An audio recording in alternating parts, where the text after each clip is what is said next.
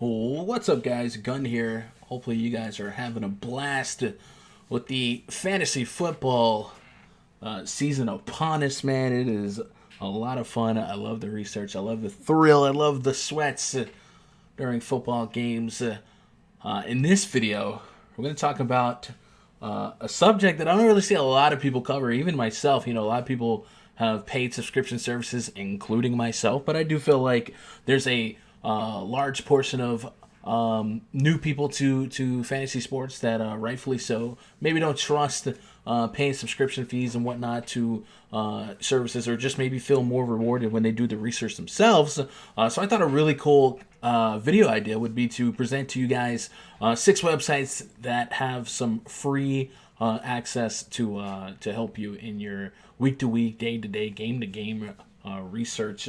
I want to get a couple things out the way. First of all, if I did not do fantasy sports full time as a job, and if I worked a 9 to 5 and wanted to play as a hobby, I think I would absolutely have 1 or 2, maybe 3 subscriptions to some sites and services that are either offering something that I find very valuable, or include a community that I find valuable, or a run by a player that I think mindset is very valuable. So this definitely isn't a knock on any subscription service, because, like I said, I myself have one, but I do want to show some love for some guys that are maybe balling on a budget, who maybe don't have any subscriptions, or maybe only have one or so, or maybe they just want to be able to think for themselves outside of some stuff. But I would absolutely, myself, as a non-full-time player, I would definitely find myself finding somebody to aggregate, collect, and present data in a easy to understand manner, as something that was well worth a subscription fee. So if you guys are looking for subscription services that might benefit and be a supplement to your DFS action or your fantasy sports action, I definitely think there's some really good ones out there. I would advise you guys to stay away from like Twitter lineup sellers. Those are usually scam artists with fake names and whatnot. Those guys, put it this way, if a guy was good enough to have great lineups, or win over time with said lineups, he wouldn't be selling them. He'd be keeping them to himself. So stay away from the Twitter scams, but there is some really, really good stuff out there. Osmo has some really, really good stuff. I know RotoGrinders, and there's a lot of independent services or smaller DFS site services that offer really good stuff too. I've been searching YouTube the last couple of days looking for some good indie YouTubers. And I found a couple of really, really smart cats, so I do like to support some of the smaller sites as well. But what we offer at RunDFS.com is research spreadsheets that's going to present a lot of really, really useful data. We've shown them on previous videos. And the Discord. This is part of something that I would really like to have in a service if I was not doing this full time, is a community of guys that are really knowledgeable about DFS, understand game theory, understand great plays, and then of course in this Discord we have very, very frequent voice chats to talk strategy and stay up to date with the news. Man, that's probably one of the biggest things, is being able to have eyes and ears. Somebody's listening to news somewhere at all times. So if you guys want to expand your DFS horizon, we definitely encourage you guys to come to RunDFS.com. Grab yourself an account, go to VIP passes, get signed up, come try us out. But if you're balling on a budget, I'm with that too. So here are 6 sites that I think you guys should throw in your bookmarks for your DFS research data, if you're looking to research for free or looking for some sites to supplement your current subscriptions. Let's start with Fantasy Labs Vegas tab. So some of these sites will have premium parts of their websites with some free accessible pages, such as this one right here. So I still mention that, but this one is the Labs Vegas odds tab, and they have it for all sports. But I love how convenient this is and how it breaks down a lot of pertinent information and a lot of sortable information. So right here on fantasylabs.com/NFL/Vegas, I could do a lot of stuff for quick research. So let's say I only had an hour to research. So I would come here right away, go to implied live totals, and say who are the highest projected scoring teams for this slate. I got Chiefs, I got Eagles, I got Seahawks, Cowboys. There's a lot of big time totals here. And then maybe I'm looking for dogs and stuff. Who are the biggest dogs to help project volume for quarterbacks and receivers. Bigger dogs probably going to throw the ball more, and you'll see Redskins, Bengals, Giants, teams that we don't expect to stack. But you get what I'm saying. You also see action trackers, movement, line movement throughout the week. Really good stuff here. So I definitely advise you guys to add something like this to your bookmarks. Next site we're going to talk about is airyards.com. Airyards is a stat that a lot of really sharp players track. It's the vertical yards on a pass attempt at the moment the ball is caught in relation to the line of scrimmage, right? So Eli Manning dunking the ball to Saquon Barkley and him running it 20 yards probably counts as a 20-yard pass for Eli Manning, but it wasn't really. You know what I'm saying? And air yards is kind of a great indicator of what quarterbacks are adding the most value to their pass attempts, and then of course the more air yards you can track, the more big plays you can project, and efficiency you can project. So this is a great site. They actually do let you download some data.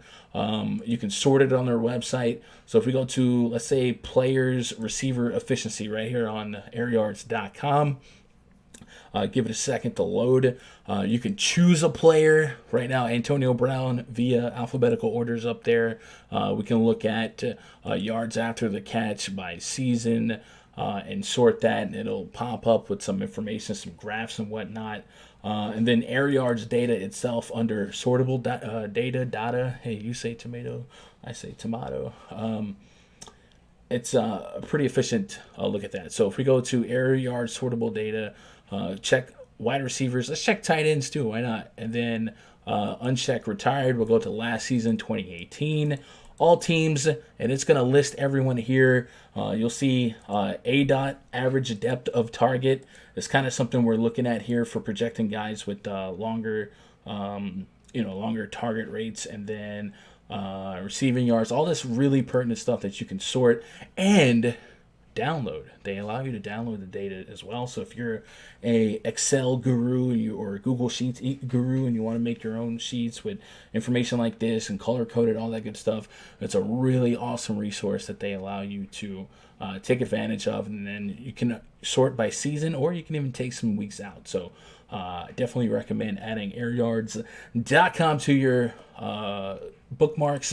Next website we're going to talk about is footballoutsiders.com. These guys also have, I believe, some premium stuff that you guys can purchase. What I use Football Outsiders for the most is DVOA. It's an incredible stat or incredible metric that Football Outsiders has spearheaded to really gauge defenses and defensive talent, and especially defense on average. What I look for the most here is the DVOA versus types of receivers. There's several different types of DVOA that's incredible. They have an offense, defense, all that good stuff. But the one I love the most is this one, the defense versus types of receivers. Lets you know where teams stand versus receiver number ones. You see last year the Bears were number one against wide receiver number ones, and you can see who was the worst. The Lions were bad, the Texans were bad, the Saints were bad, and number two, and then also tight ends, you can rank that as well. And it shows you where they were on average versus the rest of the league. I really find a lot of benefits from this one. It is a little blurry sometimes for what they consider a wide receiver number one, right? Some of the top receivers can line up in the slot, not on the outside, and vice versa. So there's a little bit of gray area there, but I like it a lot, and also really like it for running backs. You guys remember last year we used to target the Atlanta Falcons a lot. You'll see this one tells you that last year the Falcons were 28th against pass catching running backs, 8.8 pass attempts per game, 61 plus yards per game, and if we sorted that by yards per game allowed, the Falcons gave up the most per game. So really good information here. They have other really good stuff as well. You can search around on the free stuff, and then of course if you like what you see, definitely support them. They do some good work here. Next site I want to talk about is NFLsavant.com. Add that to your bookmark list. This one's fun. You can select specific teams if you want to. You can go straight to targets and look at fun stuff like red zone targets. This is a really pertinent stat if you guys are looking to hunt down touchdowns. Of course, this one right here, if you leave it as is, red zone targets, all teams, all of 2018, you'll see that Davante Adams led the league in red zone targets. Red zones being pass attempts or plays inside the 20-yard line. 32 targets, caught half of them for 12 touchdowns. That's actually incredible. Michael Thomas, Kelsey, these are names that you're used to, but in some cases you can, for week 1 of 2019, kind of look at maybe some guys that are no longer with that team or retired or something like that. For instance, if we look at the Chicago Bears, who play the Packers, actually playing them as we speak, and go to their red zone targets. Trey Burton had 14 targets in the red zone, completed or caught 78% of them, 5 touchdowns. Well, Trey Burton was out for the Thursday night game. So you kind of look at that, Trubisky does like Burton. Who might be the next man up in that situation? You see Anthony Miller got some love there. And I know there was a part last season when Miller didn't play, but you can kind of guess stuff like that. And then as you go week to week throughout the season, you can see what teams, who they lean on the most in crunch time in the red zone. So really good stats here. Of course, they have more than just red zone, all passing targets, red zone rushing attempts. Super, super beneficial information here to know what teams trust their running backs. A lot of teams have goal line backs and third down backs that maybe vulture touchdowns. Good stuff here. Lots of different stuff to play around with at NFLsavant.com. So check them out. Next site I want to talk about is StatMuse.com. If you guys watch my NBA videos, we use this a lot for NBA. Don't really use it much for baseball. You can find some fun stats, but for NFL, you can use it for some good stuff as well. First of all, this site will track like fantasy points. So I did a receiver video the other day, and I talked about Cooper Kupp and his impact on the Rams. So just as an example, we're going to do a couple queries here at statmuse.com/NFL, and we'll start with let's start with Jared Goff, DKP by game log with Cooper Kupp last 10 games. So basically, we're telling the database to tell me how many points a game does Jared Goff average for DraftKings when Cooper Kupp plays. And he actually averages 24 DraftKings points per game, which is a pretty decent floor there. Now, if we take Cooper Kupp out of the equation here, where are we at? Well, it goes all the way down to 8.2 with 2 really, really decent games here. And then we can also do stuff like that aren't specific to DraftKings, maybe Jared Goff, QBR with Cooper Kupp last 2 seasons. 111.9 quarterback rating and 8 games played. And then we'll take Cooper Kupp off. Jared Goff, QBR without Cooper Kupp, 8 games, goes all the way down to 90.8.